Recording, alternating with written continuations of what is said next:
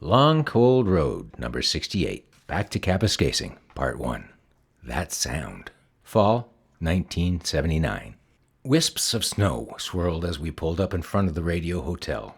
A storm was coming. After riding for several hours, 4 guys in a van full of gear, walking into the radio's familiar blend of stale smoke, skunky beer, and minty pee was a welcome upgrade. There to greet us and help carry in our gear was the hotel's man of all trades, the ever-cheerful Stephen. He was about 19 and part of the owner's family. A super nice guy. Stephen had the stage all swept and ready for us. He even had our room keys. Same rooms as last time. Stephen lived right across the hall from the room Dean and I always shared. With 2 competing hotels facing each other on O'Brien Avenue, the radio and the commercial, it was easy for customers to vote with their feet. Wherever the better band was, that hotel had the crowd. Sadly, our previous engagement here was pretty quiet. We wanted to change that this time. After a year of touring and a year of playing bass, I was much better personally. Collectively, Sled Dog was a much tighter, more exciting band. But I was always on the hunt to learn more. The last time we were in Kapuskasing, a local band, Nothing in the Crib, came by for our Saturday matinee.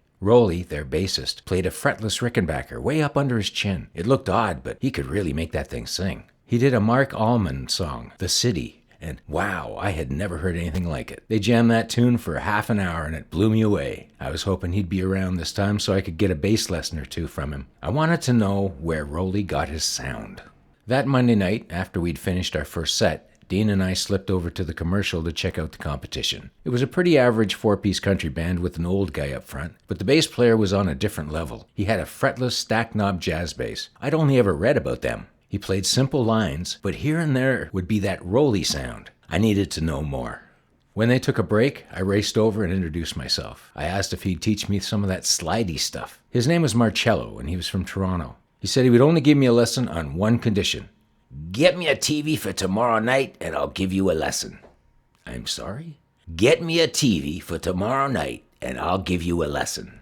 My task was to find him a TV and deliver it to his room at the competing hotel in time for the Joni Mitchell live concert that was being aired on CBC tomorrow night at 10 p.m. I said I'd try.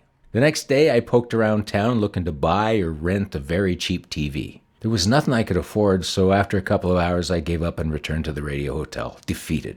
Until there, behind the bar, there was a small black and white portable TV set near the family table. The hotel's owner, a very large man, spent the nights watching that TV. It was a long shot, but maybe I could borrow it. Stephen had just finished cleaning the men's room and was walking by. I stopped him and asked if I could possibly borrow that TV for a couple of hours later that night. He looked a little apprehensive, but said it would be okay. He'd arrange it. That evening, as promised, Stephen banged on our door and handed me that little TV.